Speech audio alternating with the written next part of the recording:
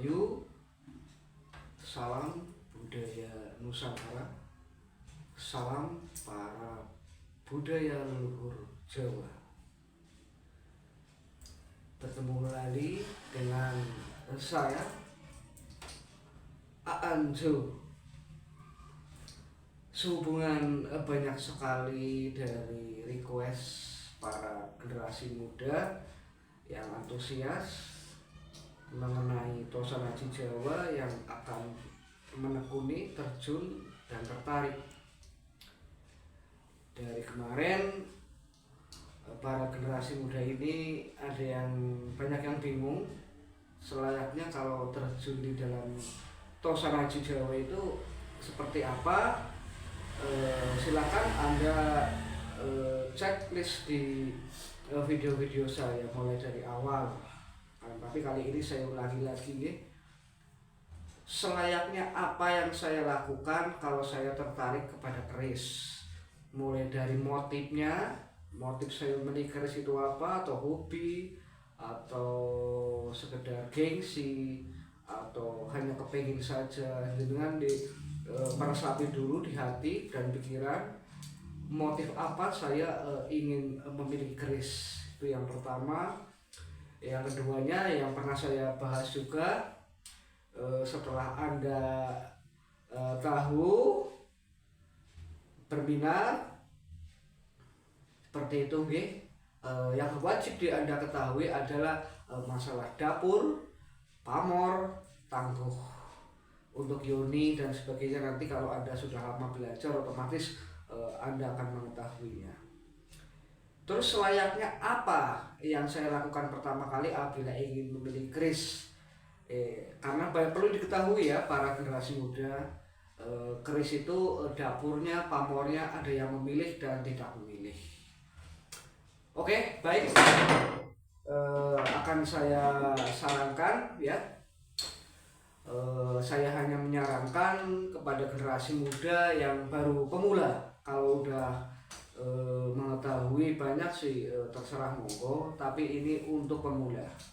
Saran saya untuk para pemula, generasi muda, milikilah keris dengan dapuran yang tidak memilih. Itu yang pertama. Pamornya juga tidak memilih. Oke, saya ulangi lagi ya.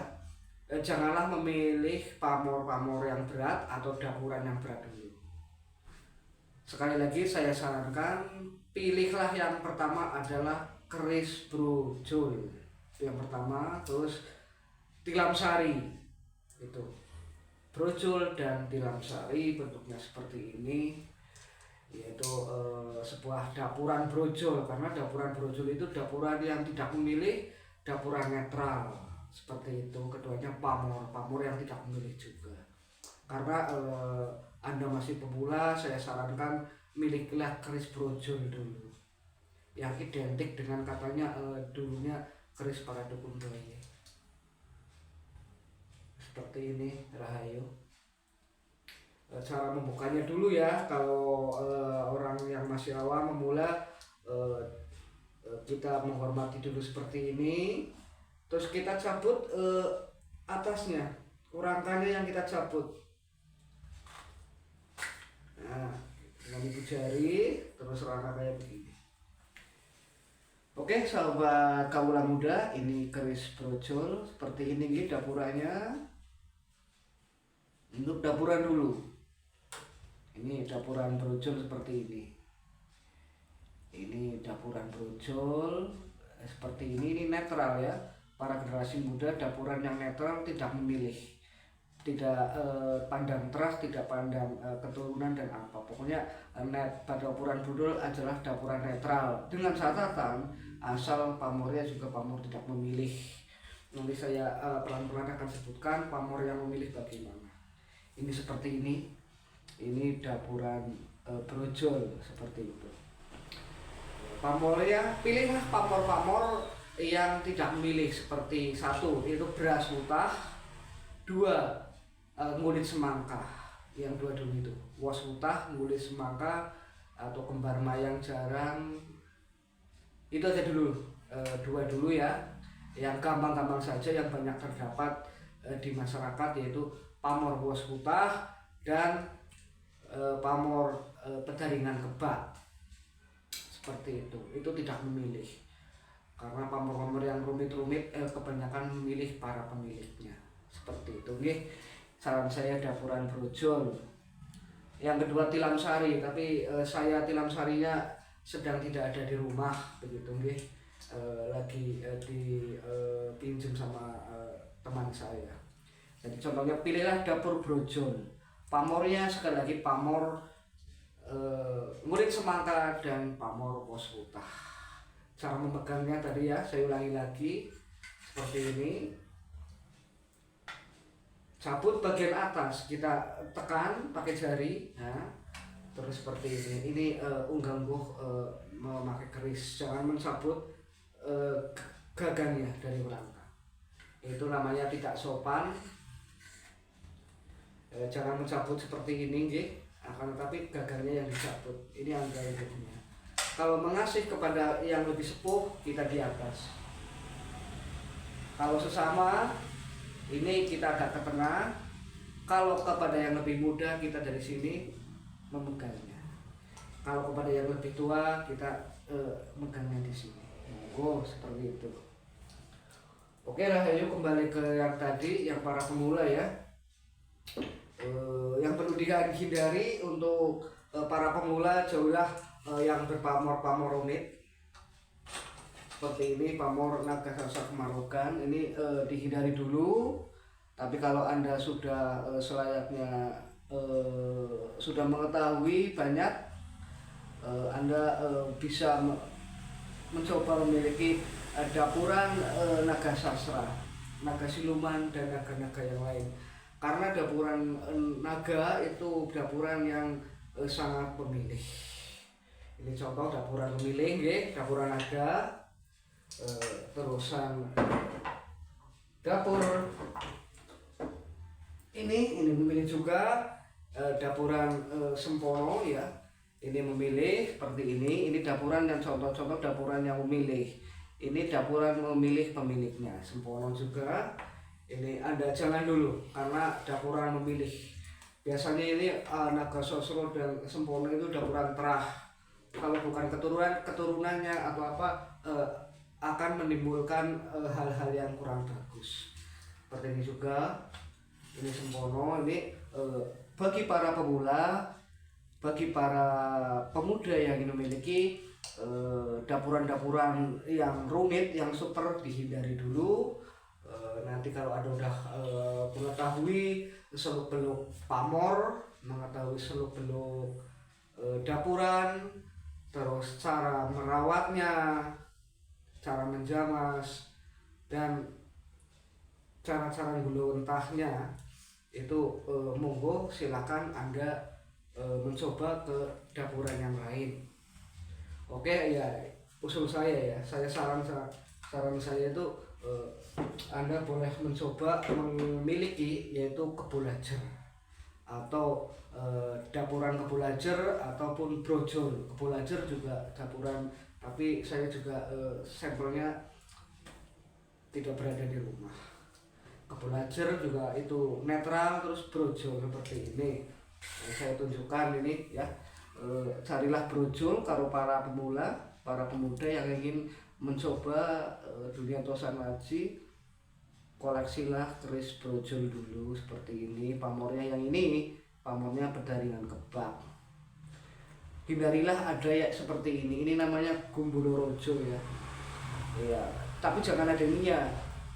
Ini pedaringan kebak, tapi ini Gumbolo Rojo, ini supranatural. Ini melambangkan supranatural. Jangan yang seperti ini, tapi murni ngulit semangka, murni pedaringan kebak, atau wos putah. Wos putah juga pamor yang netral. Mungkin hanya seperti itu. Untuk selanjutnya, kalau panjenengan para generasi muda sudah mengerti apa yang dimiliki kerisnya, mengerti dan memahami itu pamornya apa, dapurannya apa, kira-kira estimasi tangguhnya dari era apa itu Majapahit, apa itu Mataram, apa itu Demak, nanti apabila Anda berkeinginan ingin melangkah selanjutnya adalah menayuh. Itu nanti akan saya bimbing gratis cara menayuh pusaka dengan versi saya tentunya, karena setiap versi berbeda-beda ya. Saya akan membuat menawarkan solusi menayuh pusaka versi Jawa seperti itu, akan saya kasih secara gratis, baik itu di WA ataupun online ataupun chat seperti itu. Mungkin ada yang bingung apa itu menayuh pusaka itu apa ya, menyinkronkan lah intinya, menyinkronkan apa yang ada di Wesiaji ini, itu pamornya apa, tangguhnya apa, dapuranya apa, disinkronkan dengan diri kita. Kita harus melakukan suatu tirakat, itu mukti, itu mati geni, atau puasa biasa pun bisa, para generasi muda sahabatku. Dan nanti akan saya ajari apabila Anda akan melangkah ke tataran yang lebih tinggi dunia tosanaji itu, menayuh atau tayuh atau nayuhan, itu menayuh sebuah pusaka. Nanti orang bahasa kerennya itu apa ya, menempelkan sebuah khodam dengan diri kita atau energi. Mau tidak mau kita kalau menayuh itu kita sudah menceritakan, menyerempet ke hal-hal yang bersifat mistis dan supranatural. Begitu. Jadi penjelasannya pun saya agak kesulitan menjelaskan apa itu menayuh, tata caranya, terus tingkat-tingkatan menayuh. Saya agak kebingungan karena itu menayuh itu wadi setiap orang berbeda-beda ya, tapi akan saya bimbing, saya akan tolong. Istilahnya menayuh itu menyinkronkan diri kita dengan isi sebuah pusaka atau khodam.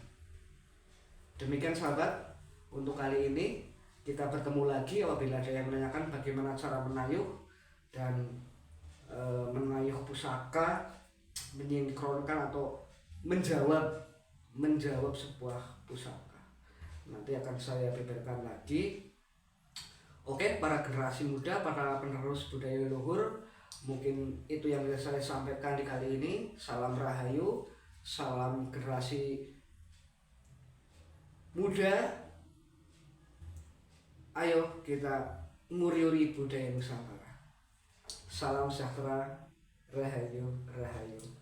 Aanjo, terima kasih sudah like and share serta destinasinya. Rahayu, mudah-mudahan saya semangat dalam berkarya.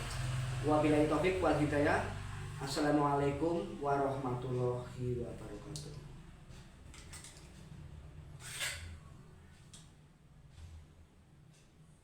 Brojol.